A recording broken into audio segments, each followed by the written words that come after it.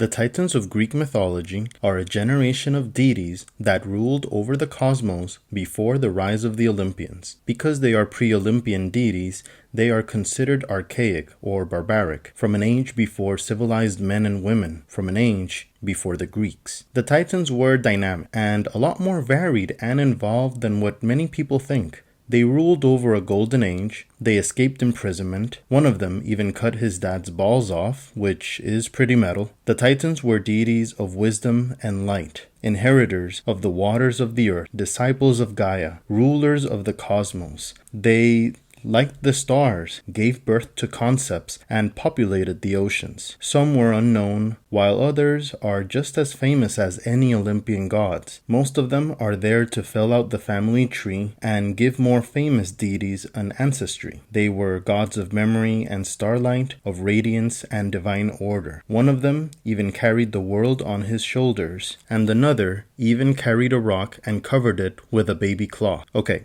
The last one didn't sound so impressive, but trust me, it changed the history of the universe. For the most part, the Titans are divided into two generations. The second generation include figures that are not Olympians and usually described as Titans, but were not born of Gaia, such as Helios, Leto, and Prometheus. Let's begin with the original 12 Titans. 6 female, Tethys, Theia, Phoebe, Menmosyne, Themis and Rhea, and 6 male, with Oceanus, Hyperion, Coeus, Crius, Iapetus, and Cronus.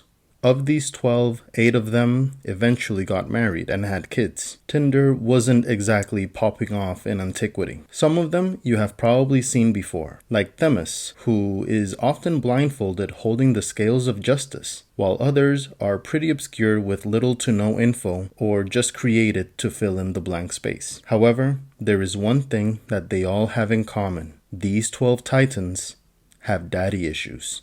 Uranus was the first of the Greek sky gods and the king of the gods. He also had a nasty habit of throwing away his children. He had 3 Cyclops and threw them into Tartarus, 3 hundred-handed giants and threw them into Tartarus, then the 12 Titans, and you'll never guess what he threw them into Tartarus. He said it was because they were ugly or barbaric, but it was probably because he didn't want his reign to end. He didn't want any of his children to pose a threat. This is also probably how the ancient Greeks explained earthquakes, giants stirring deep in the earth, wanting out. Eventually Cronus, with the help of his mother, grabbed the sickle with one hand, a set of divine soccer balls in the other, and scored a touchdown. I know the metaphor wasn't the best, but neither was the sickle. The point is, Uranus was indeed replaced as the king of the gods, and Cronus rose as the king of a golden age, the king of the Titans. The 12 Titans assumed new roles as lords and ladies of the universe. The Cyclops and Hecatoncheires were kept imprisoned. The Titans usually keep to themselves and had no love for these non-Titan giants. We've already talked a bit about Cronus, the youngest, but more on him later. It's time to begin with the 12 Titans.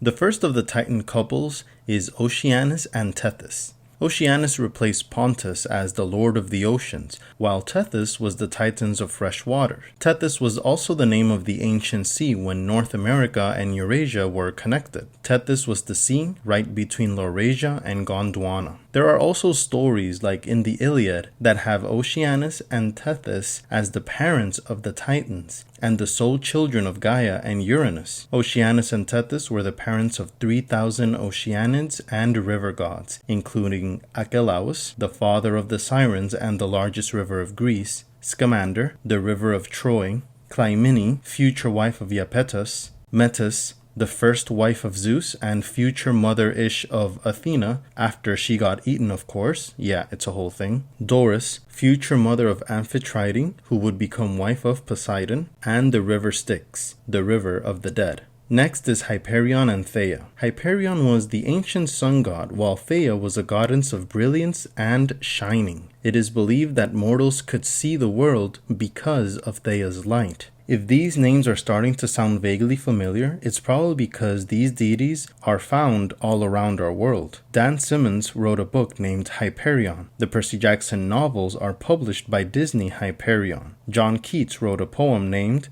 Hyperion, as well as a Yu-Gi-Oh card is called Master Hyperion. While Theia was the name of the ancient Mars-sized planet that had collided with Earth and birthed the moon, which is fitting because Hyperion and Theia are the parents of Selene, the moon goddess, Eos, otherwise known as Aurora, the goddess of the dawn, and Helios, the sun god who eventually replaces Hyperion as prime sun deity. These three gods bring forth the moon, dawn, and sun respectively on their horse-drawn chariots. These three gods are also part of the second generation of Titans. Next is Coeus and Phoebe. Coeus was the Titan of intellect and the very axis of the heavens, with his name meaning query or question. Not much is known about him except that he was a Titan of knowledge and the mind behind the Titan's power, basically Cronus' right-hand man. Once the Titans fell, Coeus was locked away in Tartarus, and the Titan of intellect went mad. Phoebe was the Titaness of prophecy and shining intellect. Her name means radiance, which basically describes the character of the same name from Friends, right? Coeus and Phoebe had two daughters, Leto, the mother of Apollo and Artemis, and Asteria, the goddess of falling stars and the future mother of Hecate, goddess of magic and witchcraft. And it was Phoebe who gifted the Oracle of Delphi to Apollo.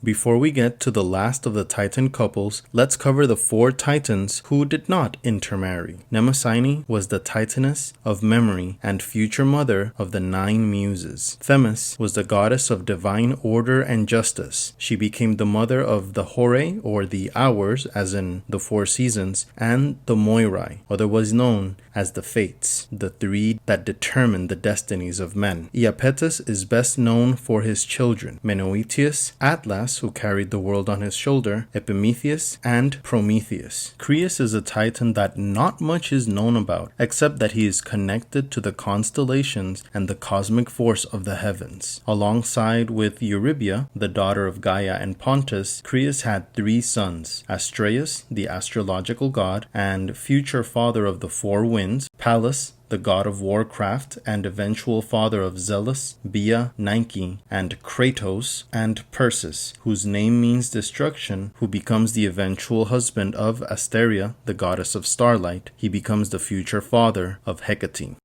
Okay, I have thrown so many names of titans and gods your way. You're probably asking yourself, how or why did the Greeks have so many gods? Was it really a way to explain every little detail? Did the ancients have a god of silence? A story for the mint plant? A god in every household? A freaking god of the sewers?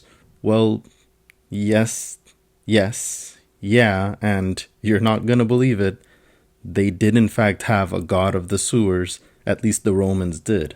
Not only was Greek mythology, or all mythologies, a way to explain the world, but it was also a way to make sense of history, to explain natural events, to give personality to events that they could not explain in any other way, to explain to kids and to others how their universe works. But then why so many names? I mean, come on. Gods of winds, depending on which direction the winds are going? Like, sure, a god of the sun and the moon makes sense. But a god of the morning star? A titan of fresh water? Where does all this come from? It all comes down to how the Greeks interacted with the world. Their mythology wasn't the only mythology, and their mythology wasn't isolated. It evolved as they traveled, traded, and exchanged ideas with other cultures across the Mediterranean. They exchanged ideas with other cultures, and every new land, every new people, meant new ways of seeing the divine. Think of Greek mythology as a combination of stories that echo their ancient cultures.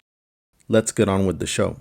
The remaining 2 titans were also brother and sister who married each other. Rhea, a titaness of the earth and inheritor of Gaia's earthly power, and Cronus, the one who supplanted his father by doing what we already talked about he did. Yeah, it was nasty, but let's continue. Cronus, as ruler of the Titans, did kind of want to have children, but not really. He was afraid of a prophecy, which may have been Uranus's own words echoed into Cronus. Your children will do unto you what you have done unto me. Cronus was afraid of any child he had with Rhea. Any child he had with anyone, but Rhea was his wife. So, every time Rhea had a child, Cronus would look at the baby, not like it, and instead of sending it to Tartarus where it could grow and conspire, he would swallow the baby whole. He would eat the child. Maybe not as gruesome as how this painting expresses it. This painting was made by Francisco Goya. The point is, Cronus took the first child and swallowed it, then the second, the third, fourth, and fifth. As Stephen Fry expresses it in his book Mythos, inside Cronus's belly might have looked like a teenage's bedroom, because all those divinities, all those divine babies, grew up in their father's tummy. However, Rhea was pregnant with a sixth child. Here is where the stone and the baby cloth comes in. Instead of giving Cronus her baby, she took a stone, wrapped it around in a baby cloth, and gave it to Cronus. By this time, he wasn't even interested in looking at the child and just swallowed the stone without realizing what he did. Rhea then took the baby down into the mortal world to the island of Crete, and in a cave with a goat, with some nymphs and soldiers, she raised a child in secrecy. The baby's name was Zeus. Zeus eventually grows up, goes to the court of the Titans, and there, a rebellion takes root. The age of the Titans is coming to an end. Thanks for watching.